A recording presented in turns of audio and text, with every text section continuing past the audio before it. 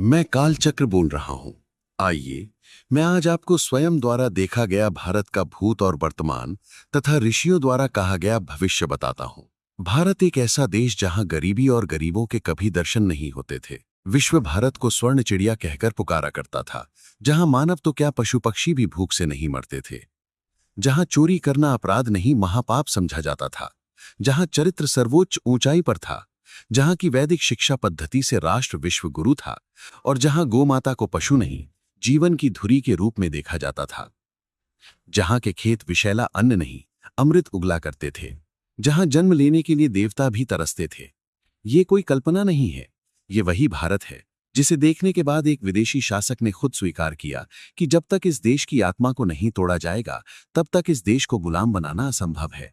और उस आत्मा का नाम था भारत की गो आधारित संस्कृति, भारत की गो आधारित शिक्षा, भारत की गो आधारित कृषि और उसके साथ गौ आधारित भारतीय जीवन व्यवस्था। आज हम 21वीं सदी में खड़े होकर जब पीछे देखते हैं तो सवाल उठता है, क्या सच में वही हुआ जिसकी साजिश 1835 में रची गई थी? क्या भारत की आत्मा का गला घोंट दिया गया? क्या भारत की रीढ़ तोड़ी गई? क्या हम धीरे धीरे अपनी ही जड़ों से काट दिए गए? 1857 की क्रांति से लेकर 1966 के गोलियों से छल्ली संतों तक और आज सड़कों पर प्लास्टिक खाते करोड़ों गौवंश से लेकर कत्लखानों में कटते हजारों गौनंदी तक, ये केवल इतिहास नहीं है, ये एक अधूरी लड़ाई की कहानी है। ये कहानी है वादों की, वादा खिलाफी की, आस्था की, संघर्ष की और अब आगे एक निर्णायक जन अभियान की। ये कोई भाषण नहीं, ये कोई आरोप पत्र नहीं, ये एक साक्ष्य है। जब जब भारत ने गौ को छोड़ा, जब जब भारतीयों ने गौ से नाता तोड़ा, जब जब भारत में गो अपराध बढ़ा, तब तब भारत ने खुद को अत्यंत कमजोर पाया। अब सवाल सिर्फ ये नहीं है कि गौ माता के साथ क्या हुआ, सवाल ये है कि अब हम क्या करें। समझना इतिहास से होगा। आइए हम आपको इतिहास में लिए चलते हैं। 2 फरवरी 1835 को ब्रिटेन की संसद में मैकाले की भारत के प्रति विचार और योजना। मैकाले के शब्दों में, मैं भारत में काफी घूमा, दाएं बाएं इधर उधर मैंने ये देश छान मारा और मुझे एक भी व्यक्ति ऐसा नहीं दिखाई दिया जो भिखारी हो, जो चोर हो। इस देश में मैंने इतनी धन दौलत देखी है, इतने ऊंचे चारित्रिक आदर्श और इतने गुणवान मनुष्य देखे हैं कि मैं नहीं समझता कि हम कभी भी इस देश को जीत पाएंगे जब तक हम इसकी रीढ़ की हड्डी, गो आधारित आध्यात्मिक और सांस्कृतिक विरासत को नहीं तोड़ देते, जिसका मूल आधार है गो आधारित शिक्षा, गो आधारित कृषि और गो आधारित जीवन शैली। इसलिए मैं ये प्रस्ताव रखता हूं कि हम भारत की पुरातन शिक्षा व्यवस्था, संस्कृति और गो आधारित जीवन शैली को बदल डालें।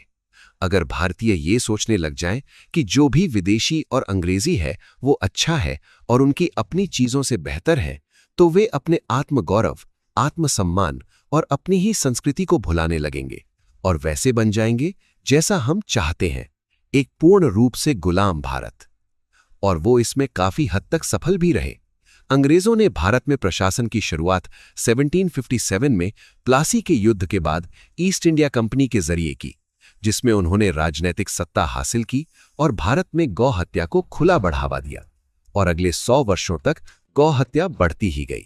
1857 में मंगल पांडे ने गौ हत्या के विरुद्ध ही बंदूक उठाई थी।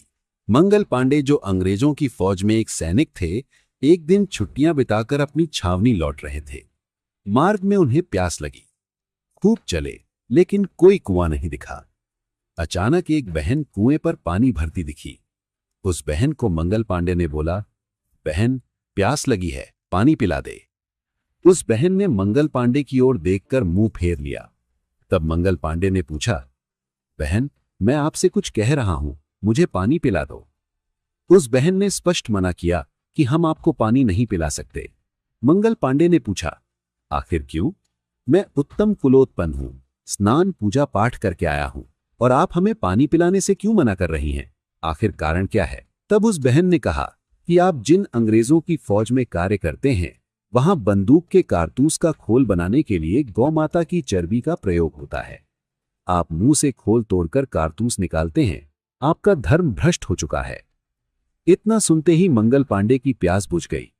उसी समय मंगल पांडे आर्मी कैंप में गए और लेफ्टिनेंट बॉब एवं सार्जेंट मेजर ह्यूसन दोनों को गोली से छलनी कर दिया। उसी समय शुरू हो गया अंग्रेजों विरुद्ध 1857 की क्रांति का आंदोलन।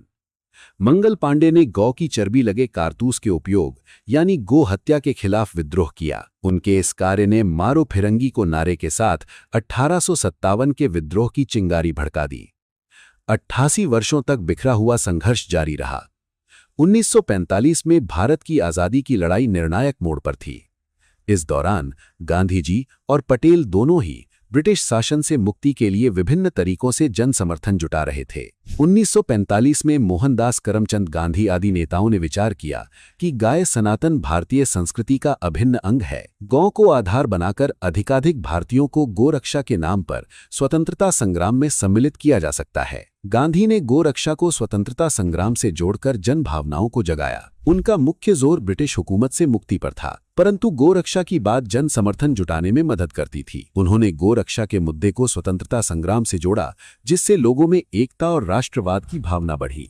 गो हत्यारी ब्रिटिश हुकूमत के विरोध का भाव बढ़ा। गोरक्षा की भावना ने उस समय के राष्ट्रवादी आंदोलन को एक मजबूत धार्मिक और सांस्कृतिक आधार प्रदान किया, जिससे हिंदू जनता का जुड़ाव और गहरा होता गया और वे आजादी की लड़ाई में अधिक उत्साह से शामिल हुए। गोरक्षा और स्वराज के नाम पर एकजुट हुए भारतीय समाज के आगे ब्रिटिश हुकूमत ने घुटने टेक दिए। 1947 में देश आजाद हुआ। सभी भारतीयों के मन में भारतीय सनातन संस्कृति के उत्थान की प्रबल आस जगी कि अब निश्चित ही भारतीय संस्कृति के प्राण गौ माता की रक्षा का कानून बनेगा। ब्रिटिश भारत में गोवध की अनुज्ञा सहित अनुमति थी और स्वतंत्रता संग्राम में लगे गांधी जी और उनके सहयोगी नेता प्रकट में कहा करते थे कि गोरक्षा का विचार आजादी से भी महत्वपूर्ण है। लेकिन भारत के स्वतंत्र होने के बाद इस विचार में बदलाव देखने को मिला। पूरे देश में गोहत्या बंदी नहीं हुई, पर कुछ राज्यों में गोहत्या पर आंशिक प्रतिबंध लगाने वाले कानून बनाकर सनातनियों को बहलाने का प्रयास किया गया। हालांकि महात्मा गांधी एक हिंदू के रूप में गायों की रक्षा करने की बात करते थे, लेकिन उनके विचार बड़े विचित्र थे। उनका मानना था कि मुसलमानों को स्वेच्छा से गोमांस छोड़ने के लिए राजी करना चाहिए। यही उनकी सबसे बड़ी भूल रही। एक सत्य यह भी है कि जुलाई 1947 में, यानी आजादी से एक महीने पहले ही, गांधी और अन्य नेताओं को लगने लगा कि अब आजादी मिलना तय है। उसी दौरान भारत में गोहत्या पर प्रतिबंध की वकालत करने वाले कई टेलीग्राम और पत्र उन्हें मिलने लगे। तब 19 जुलाई 1947 को महात्मा गांधी ने एक भाषण दिया, जिसमें उन्होंने कहा कि वो नेहरू या पटेल को भारत में गोहत्या पर रोक लगाने वाला कानून बनाने के लिए नहीं मनाएंगे। और जवाहरलाल नेहरू ने तो गौ रक्षा के बारे में कभी मन से सोचा ही नहीं। यहां तक कि एक बार उन्होंने जिन्ना से वादा भी किया था कि उनकी सरकार गायों के वध पर प्रतिबंध नहीं लगाएगी। अभिनव चंद्रचूड़ ने अपनी किताब इंडियाज स्ट्रगल फॉर फ्रीडम के वॉल्यूम 3 के हवाले से नेहरू के एक पत्र का जिक्र किया है, जो उन्होंने 6 अप्रैल 1938 को मोहम्मद अली जिन्ना को लिखा था। पत्र में नेहरू ने लिखा, जहां तक गोहत्या का सवाल है, कांग्रेस इस मामले में मुसलमानों के स्थापित अधिकारों को प्रतिबंधित करने के लिए कोई विधायी कार्यवाही नहीं करना चाहती। हम कानूनन भारत में गोहत्या पर कभी प्रतिबंध नहीं लगाएंगे। अभिनव चंद्रचूड़ ने ही अपनी एक अन्य किताब Republic of religion, the rise and fall of colonial secularism in India में नेहरू के एक पत्र का जिक्र किया, जिसमें उन्होंने जिन्ना से गायों के वध पर प्रतिबंध न लगाने का वादा किया है। गांधी और नेहरू ने आजाद भारत में गोहत्या पर पूर्ण प्रतिबंध नहीं लगाने का मुख्य कारण उनका मानना था कि इससे मुस्लिम और ईसाई वोट कम होंगे। उन्होंने कहना शुरू किया कि गोहत्या बंदी कानून से ज्यादा शिक्षा और धार्मिक सद्भाव महत्वपूर्ण है और किसी पर जबरदस्ती कानून थोपना गलत है, जो उनके द्वारा पूर्व में लिए गए संकल्प के विरुद्ध था। स्पष्ट कहें तो ये उनके द्वारा की गई वादा खिलाफी थी। हिंदू मन महसूस कर रह गए। हिंदुओं के साथ ये बहुत बड़ा धोखा था। भारतीयों के मन में दबी हुई गोरक्षा की भावना को 1966 में पुनः धर्म सम्राट स्वामी करपात्री जी महाराज और अन्य कई साधु संतों ने पुनर्जीवित किया। संतों के सानिध्य में गोरक्षा का विशाल आंदोलन खड़ा हुआ, जिसमें हजारों साधु सन्यासियों और हिंदू संगठनों ने देश भर में संपूर्ण गोवंश की हत्या पर पूर्ण प्रतिबंध लगाने की मांग की, जिसके तहत 7 नवंबर 1966 को दिल्ली में एक विशाल प्रदर्शन हुआ, जिसमें कई जगह हिंसक झड़पें भी हुईं। अगस्त 1966 में दिल्ली में गृह मंत्री गुलजारी लाल नंदा के घर के बाहर हुए धरने में 7 लाख से भी अधिक संत और गोभक्त इकट्ठा हुए। दिल्ली की माताओं ने सड़कों पर भट्टियां लगा दी। आंदोलनकारियों के लिए सब्जी, पूड़ी, अचार बड़ी मात्रा में भिजवाना शुरू किया। आंदोलन के विशाल स्वरूप को देखकर सरकार घबरा गई और तत्कालीन प्रधानमंत्री इंदिरा गांधी ने आंदोलन को कुचलने के लिए असंख्य संतों और गो सेवकों पर गोलियां चलवाईं। कई गो भक्तों और संतों के शव यमुना जी में बहाए गए। कई शव दिल्ली के विशाल नालियों और गटर में बहाए गए। सरकारी आंकड़ों में गो हत्या के विरुद्ध प्राण देने वाले संतों और गौ सेवकों की संख्या बहुत कम गिनाई गई। गो रक्षा के इस आंदोलन ने केंद्र सरकार पर दबाव डाला। अंततः इस आंदोलन को शांत करने के लिए राज्य सरकारों को अपने विवेक पर गो हत्या पर प्रतिबंध लगाने की अनुमति दी गई। लेकिन केंद्रीय कानून नहीं बनने से जिन राज्यों में कानून बना, वहां से तस्करी कर वध स्वीकार्य क्षेत्र में वध जारी रहा, जो आज तक बंद नहीं हुआ है। 1966 के पश्चात भारत में कई संगठनों और संतों द्वारा समय समय पर छोटे बड़े कई आंदोलन किए गए, जिसमें गो क्रांति मंच द्वारा 2016 में दिल्ली के रामलीला मैदान और जंतर मंतर पर लाखों लोगों के साथ किया गया आंदोलन प्रमुख है। 1966 में प्रारंभ हुआ आंदोलन का ये क्रम विभिन्न राज्यों और केंद्र में 2023 तक किसी न किसी रूप में जारी रहा।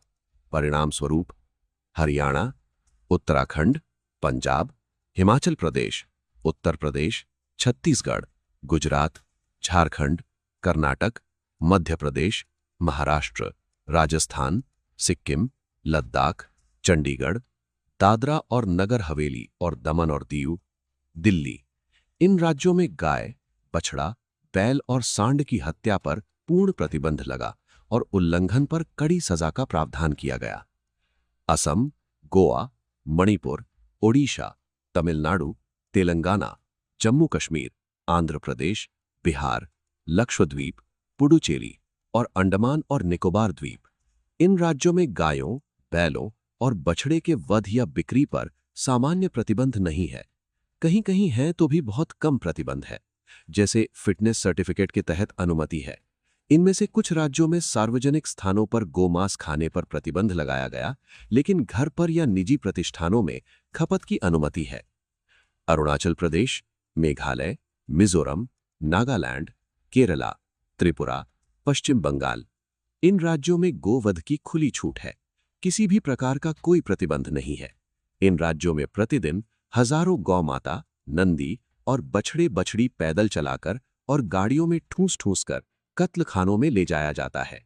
यहां तक कि कहीं कहीं तो सड़क पर खुलेआम गौ माता, नंदी बाबा, बछड़े बछड़ी को काटकर मारकर खाने की छूट है। और देखा जाए तो आज देश में गौवंश की स्थिति अत्यंत दयनीय है। गौवंश चारण और स्वच्छंद विचरण हेतु आरक्षित वन भूमि, औरण भूमि, नदियों के तटबंध और गोचर भूमि पर दबंगों, किसानों अथवा सरकार के अवैध कब्जे होने और गलत शासकीय नीतियों के चलते और गौ माता के आश्रय स्थल नष्ट हो गए हैं। भारत का प्राण तत्व गौवंश आज खेतों में किसानों के लाठी डंडे और गाली खाती है। गौ माता नंदी बाबा फसल खा नहीं पाए, इस हेतु खेत की फेंसिंग पर करंट छोड़ दिया जाता है। परिणाम स्वरूप जगह जगह सड़क पर भूख और प्यास से परेशान गौवंश विचरण करते दिखाई देते हैं।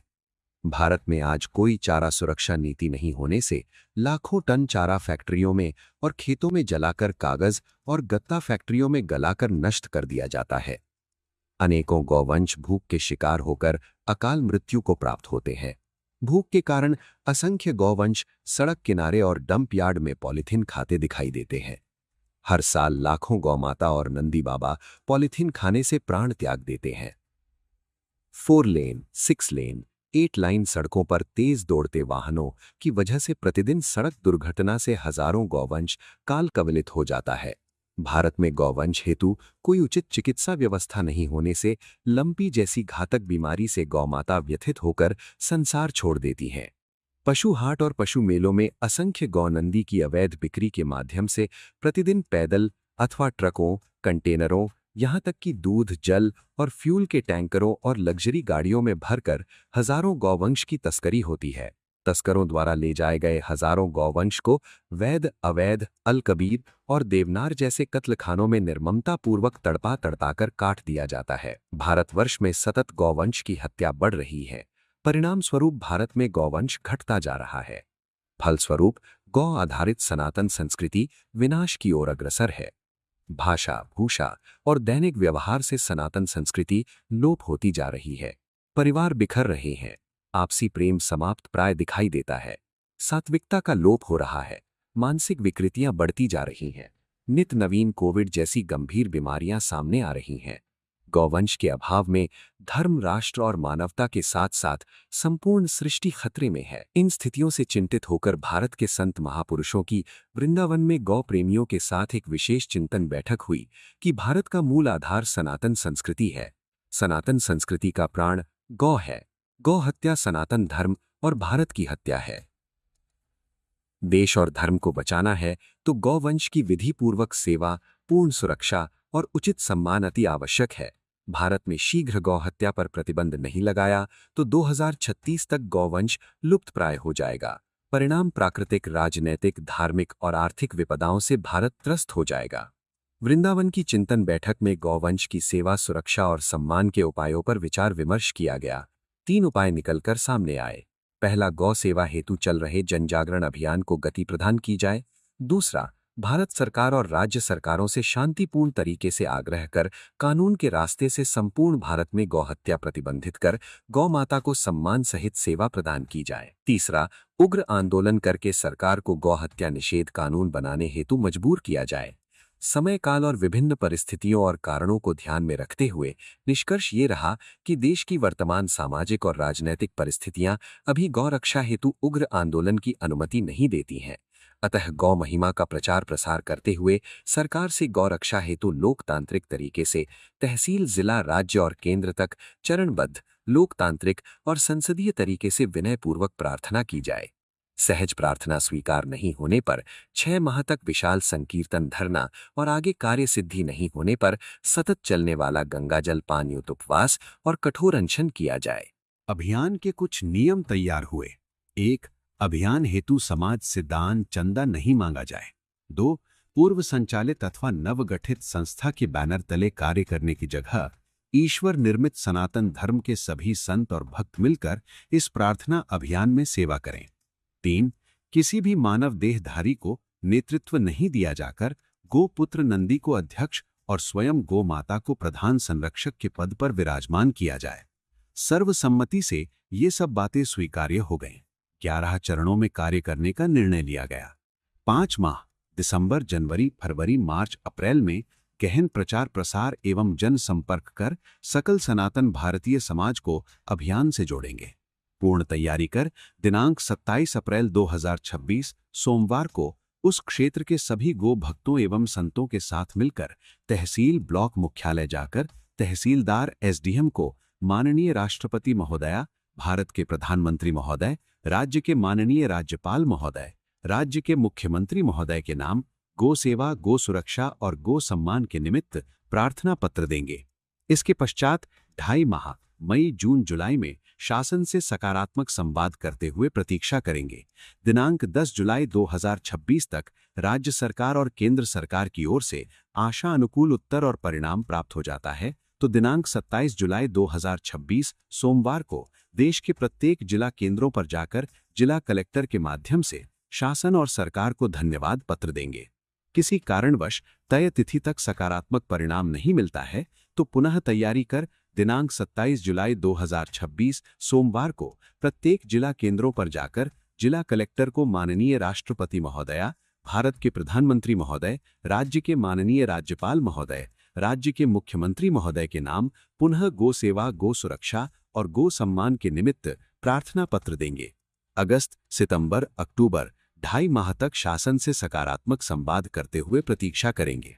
दिनांक 10 अक्टूबर 2026 तक राज्य सरकार और केंद्र सरकार की ओर से आशा अनुकूल उत्तर और परिणाम मिलता है तो 27 अक्टूबर 2026 मंगलवार को प्रत्येक राज्य की राजधानी जाकर राज्य सचिव के माध्यम से शासन और सरकार को धन्यवाद पत्र देंगे। किसी कारणवश तय तिथि तक सकारात्मक परिणाम नहीं मिलता है तो दिनांक 27 अक्टूबर 2026 मंगलवार में सभी जिला एवं तहसील के संत अपने अपने जिले के सभी गो भक्तों को लेकर अपने अपने प्रदेश की राजधानी में पहुंचकर माननीय राष्ट्रपति महोदया जी, भारत के प्रधानमंत्री जी, राज्य के मुख्यमंत्री जी एवं राज्यपाल महोदय के नाम राज्य शासन सचिव को प्रार्थना पत्र देंगे।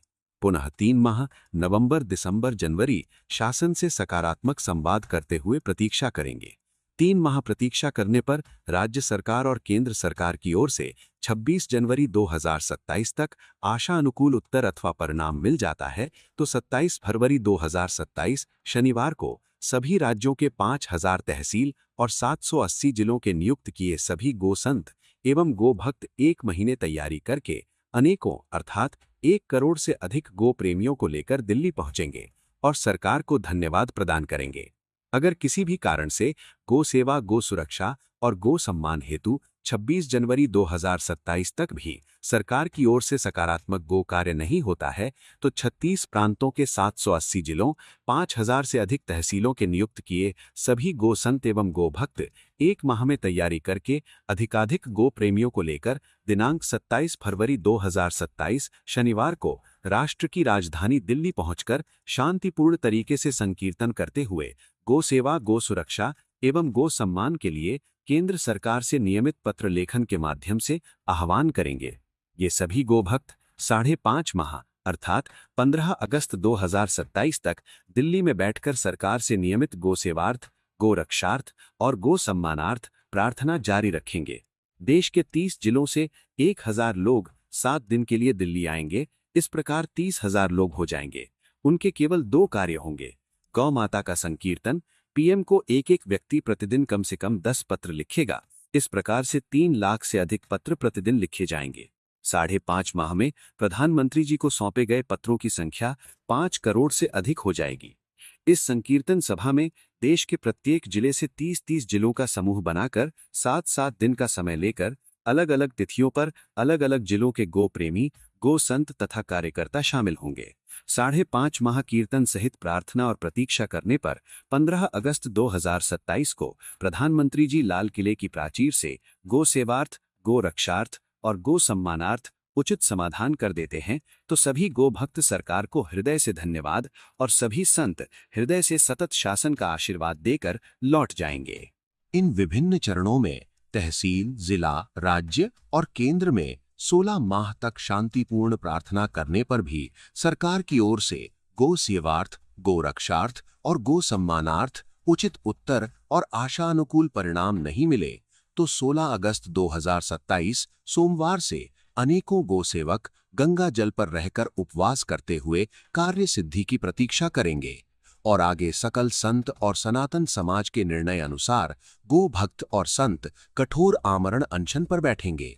अनशन में एक किसी गो सेवक के गोहित प्राण जाने पर उसकी जगह दूसरे गो प्रेमी संत भक्त आमरण अनशन पर बैठेंगे। ये क्रम तब तक जारी रहेगा जब तक गो सेवा, गो सुरक्षा और गो सम्मान नहीं मिल जाता और सभी को पूर्ण विश्वास है कि ये गो कार्य जल्द ही सफल होगा। इस कार्य योजना को सफल बनाने के लिए देश भर के संतों ने संकल्प किया कि देश के कोने कोने में 5000 से अधिक तहसीलों तक हजारों निष्काम कर्मयोगी कार्यकर्ता खड़े कर कार्य योजना का विस्तार करेंगे। योजना बनते ही संकल्प के साथ बिना विलंब कार्य प्रारंभ हो गया। अनेकों संत महापुरुष और गो सेवक देश के विभिन्न स्थानों पर जाकर संपूर्ण कार्य योजना रख रही हैं। कश्मीर से लेकर तमिलनाडु और अरुणाचल से लेकर गुजरात तक के 36 प्रांतों में शीघ्र ही दैवीय कृपा से कार्य प्रारंभ हो गया है। Social media, poster, sticker, banner, hoarding, दीवार लेखन, सभा, संगोष्ठी और प्रवचन के साथ साथ गांव-गांव, गली-गली जाकर व्यक्तिगत संपर्क के माध्यम से खूब प्रचार प्रसार हो रहा है। इस प्रकार 11 चरणों की पूरी कार्य योजना एक भारतीय तक पहुंचाई जा रही है और प्रत्येक सनातनी द्वारा क्रमशः प्रत्येक चरण की तैयारी जोर शोर से की जा रही है। हर जुबान पर एक ही आवाज है, गो सम्मान दिवस मनाएंगे, गो सम्मान आह्वान अभियान को आगे बढ़ाएंगे, गो हत्या समाप्त कर गो माता को सेवा सहित सम्मान दिलाएंगे। ये अभियान किसी एक संत का नहीं है, ये अभियान किसी एक संगठन का नहीं है, ये अभियान किसी धर्म का नहीं है, ये अभियान भारत की आत्मा का है। आज गौ माता सड़क पर है, कल शायद हमारी पहचान सड़क पर होगी। आज वो प्लास्टिक खाकर मर रही है, कल हमारी पीढ़ियां जहर खाकर जिएंगी। आज उसके जंगल छीने गए हैं, कल हमारी धरती छीनी जाएगी। इतिहास गवाह है, 1857 में जब गौ की अस्मिता को चोट लगी तो एक सैनिक ने विद्रोह कर दिया। 1966 में जब संतों ने आवाज उठाई तो गोलियां चलीं। आज फैसला हमें करना है, क्या हम ही इतिहास का एक मूक पन्ना बनेंगे या वो पीढ़ी बनेंगे जिसने कहा अब और चुप्पी नहीं, गौ मां के सम्मान के लिए अब पूर्ण निष्काम अभियान चलेगा। ये अभियान ना याचना है, ना ही टकराव है। ये शांत, संगठित, संवैधानिक और निर्णायक संकल्प है। तहसील से लेकर दिल्ली तक, पत्र से लेकर संकीर्तन तक, प्रार्थना से लेकर आमरण अनशन तक, हर चरण ये कह रहा है, हम थकेंगे नहीं, हम टूटेंगे नहीं, और हम तब तक रुकेंगे नहीं जब तक गो सेवा, गो सुरक्षा और गो सम्मान राष्ट्र की नीति नहीं बन जाती। 15 अगस्त 2027 ये केवल एक तारीख नहीं है, ये एक परीक्षा की शुरुआत है, सरकार की भी और समाज की भी। क्योंकि जो राष्ट्र अपनी माता की रक्षा नहीं करता, वो राष्ट्र धरातल पर नहीं, केवल इतिहास की किताबों में बचता है। अब निर्णय आपके हाथ में है, या तो केवल देखेंगे या कुछ करके दिखाएंगे। गो सम्मान आह्वान अभियान, एक निष्काम शुरुआत और एक सफल परिणाम। आओ हम सब इसका हिस्सा बने।